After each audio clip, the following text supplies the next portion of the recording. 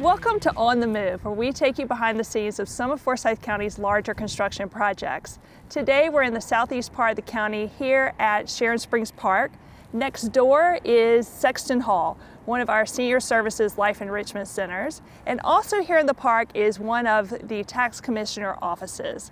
Today we're here to talk about a large-scale renovation for these three areas. And I'm joined by John Jefferson, our Director of Capital Projects, and Kirk, Franz, Director of Parks and Rec, to tell us all about it. Welcome, guys. Thanks for being here. Thank you. All right, John, we'll start with you. So 3 components to this really massive renovation project: Sharon Springs Park, the tax commissioners, and Sexton Hall. What's the benefit of combining these? Why are we doing that? So we're coming down here and dealing with all of this at one time. So when we get finished, we'll be out of here except for maintenance and that sort of thing for the next 25 years or so. So we're going to do some renovations to Sexton Hall. We're going to do some renovations to the tax commissioner's office down here, add a kiosk for them.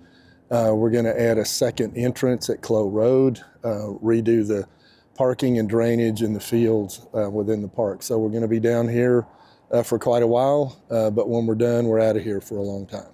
All right, and what, I know we're just about to begin construction, but what are we anticipating maybe the closeout date or timing for this big project? So it'll be early in 2028. All right, early 2028. So that is about 2 years from when we're filming this.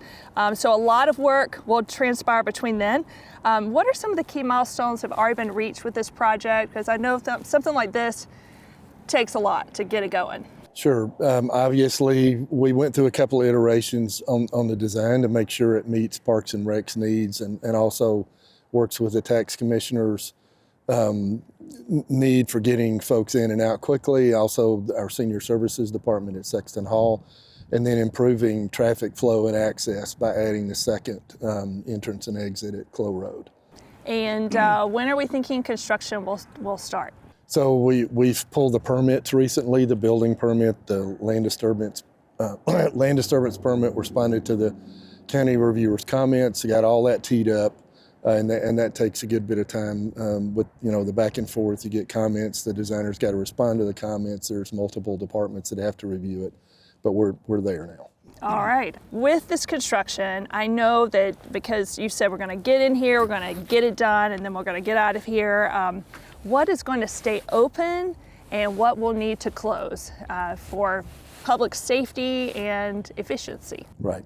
So the park is going to close, so we'll have access to the fields and the major parking areas. Sexton Hall will stay open. However, there's going to be some inconvenience. We'll have access to the parking and access to the facility, but it's going to be going through a construction area. So all of that's built into the general contractor scope. They've got to provide access. We've got to provide access to the tax commissioner's office so people can purchase car tags and pay taxes. So that, again, the contractor's required to provide access during construction. The rest of the park will be closed. So they've got as close to unfettered access as we can give them. All right, Kirk, when are we thinking of the park closing for this? So we're really excited. It's taken a while to get here, but we're excited to be here to where we're getting ready to get started. This is going to be a huge renovation of this park that's served the community for many years. It's about a 30-year-old park, so it kind of shows. So we're excited about all the improvements that we're going to have. It helps that Bennett Park is going to come back online here in a few months. And what that allows us to do is when we shut down the park, it's going to be an inconvenience, and we get that. There's teams and even just daily walkers that this is their routine, and that's going to be disrupted, and we understand that.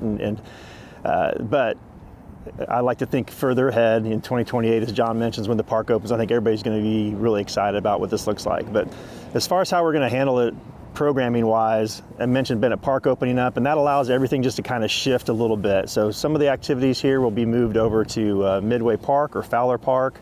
And then we've also asked our booster clubs to kind of help us out a little bit by not opening up registration for even more teams.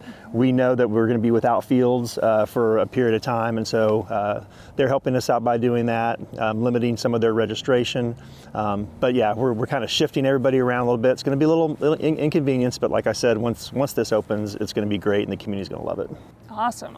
So I know part of the renovation that will happen here, some of it seems like just the basics of the park to help with traffic flow. You mentioned Chloe Road, adding another entrance.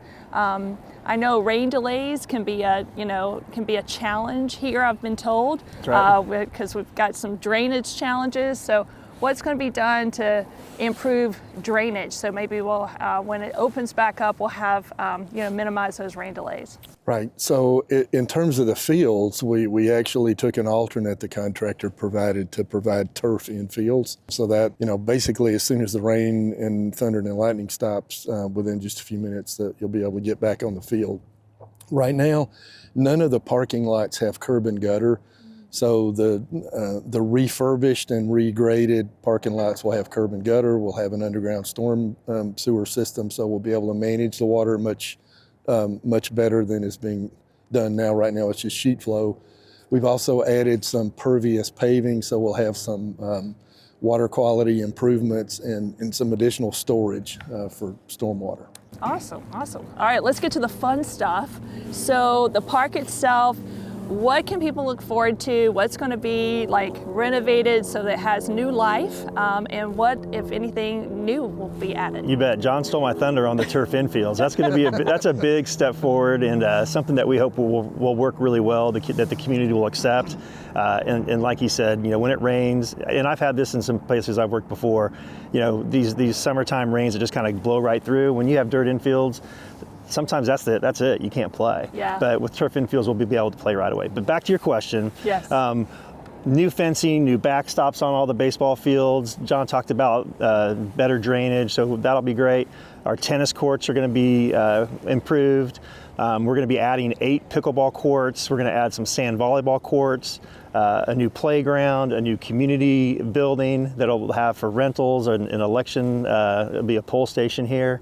And I think just under 2 miles of trails walking around, which will connect over to Sexton Hall as well. And so just really, and a lot of these buildings, concession stands, score kind of keepers areas, those will not be knocked down and rebuilt, but they'll get a nice facelift so that it looks real new and matches the new look of the park. That's great. Well, we talked about amenities. You mentioned connectivity over to Sexton Hall.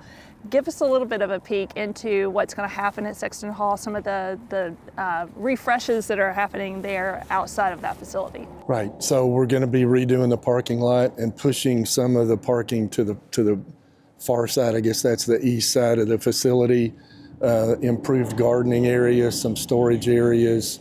The trails, like Kirk said, are going to go around that facility. So it'll be.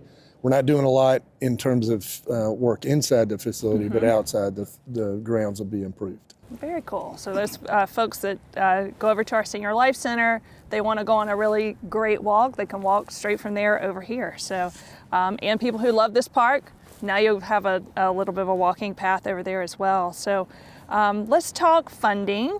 What are we looking at as far as, John, I'll go to you for this, the construction cost, and what are our funding sources? The base contract is $52.7 million for all of the work we're planning down here. Part of that's for Sexton Hall, part of it's for the tax commissioner's office. Obviously, the bulk of it is for the park. There are multiple funding sources. It's SPLOST 8, SPLOST 9, some impact fees, as well as capital outlay. All right. What have we not covered that'd be good for people to know? Two things. We're increasing the parking here by about 75 spaces. We're also improving the traffic flow within the park. You'll be able to come in from the red light off of Sharon Springs down the hill to, we're going to do a roundabout. which will make it easier for people to maneuver once they get inside the park. And John mentioned it, but I want to highlight the fact that we have that Clow Road exit is going to be a huge way for the park to, if you're in the park, sometimes you have to wait in line to get out.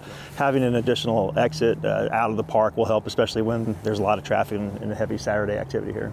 Awesome, awesome. Well, guys, that pretty much covers it. To follow the progress on this project, we'll keep you updated at forsythco.com and the county's website, where you can learn all kinds of upcoming things happening here in the county with the county government. And before we close out, just want to mention that the Parks team is in the process of getting public input on their 10-year master plan. That's right. And Kirk and his team would love to hear from you and get you to give your input. There's an online survey. There's some public input meetings that are happening. You can learn more about that also at forsythco.com. So we encourage you to let your voice be heard. Check us out on social media. Of course, we have our county channels, and Parks and Rec has their own channel on Facebook and Instagram, and Senior Services is on Facebook as well. Thanks so much for watching. Thank you guys for your time, and I'll talk to you later.